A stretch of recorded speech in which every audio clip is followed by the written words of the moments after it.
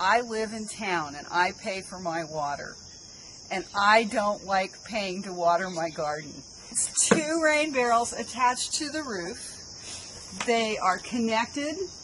The 2 of them provide enough water pressure to water my garden. So much water that comes off of a roof is enough to get me through the dry weeks when I would need to water my garden every day a little bit. And then the drip irrigation is wonderful because it puts the water where I want it to go very slowly and quietly with the least amount of evaporation.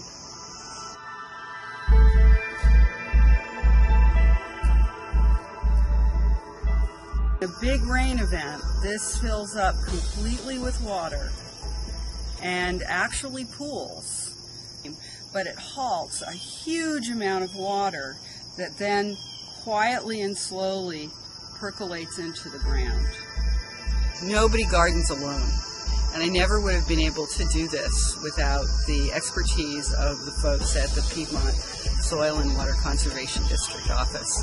They helped me figure out where to put this. They got me information about water gardens. There are lots of great websites and plant lists. They helped me with plant lists. They helped me with figuring out what kind of things I should do to make the soil better. So we did soil tests, but they were here, and it was without their help I wouldn't have been able to do this.